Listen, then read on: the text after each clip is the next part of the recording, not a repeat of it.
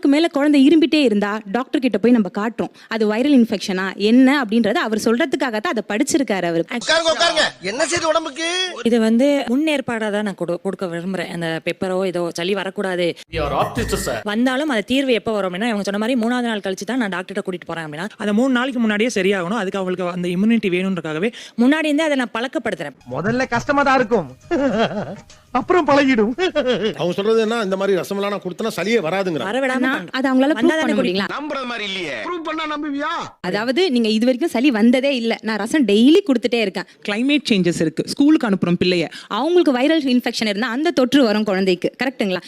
அதை எப்படி அவ்வளவு கரெக்ட்டா கண்டுபிடிச்ச? இது மோப்ப முடிக்கிற மூக்குடா. Is it? நீங்க சொன்ன மாதிரி ஸ்கூல்ல போகும்போது வரதான் செய்யும், சீசனல்ஸ்ல கண்டிப்பா வரதான் செய்யும், ஈவன் நம்ம எல்லாருக்குமே வரதான் செய்யும்.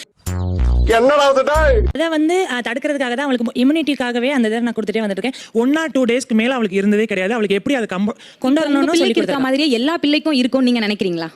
இல்லைங்க, இல்ல இல்ல அதை தான் கொண்டு வரணும்னு சொல்றேன். உணவை ஏன் மறந்து அப்படியே கொண்டு வந்தீங்கனாலே அந்த எல்லா பிள்ளைகளுமே கொண்டு வர முடியுமே அப்படின்றத. என்ன கொண்டு வந்தாலுமே இப்ப இருக்கிற காலகட்டத்துக்கு டஸ்ட் அலர்ஜில கூட வருது. கரெக்ட்டுங்களா? தெரியல. எனக்கு டஸ்ட் அலர்ஜில சளி பிடிக்கும். ஸ்கூல்ல இருந்து வரப்ப வந்துறதுக்கான வாய்ப்பு இருக்குது. யாரா தும்புறப்ப வர வாய்ப்பு இருக்குது. அப்ப வாய்ப்புகள் அதிகமா இருக்க காலகட்டத்துல வாரத்துல ஒரு நாளோ 2 நாளோ அந்த பிள்ளை ரசம் சாப்பிட்டுட்டு வந்தா நல்லது தானே.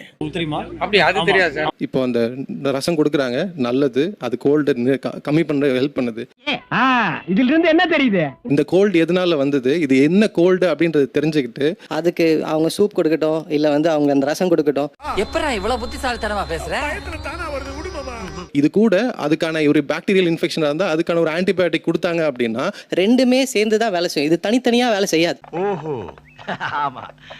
அப்ப அவர் என்ன சொல்ல வர்றாருன்னா, இதன் வழியாக அவங்களுக்கு கிடைக்க வேண்டிய முறையான மருத்துவ சிகிச்சைக்கு அவங்கள நீங்க அந்த ஸ்பேஸே கொடுக்கலங்கற. Oh my God.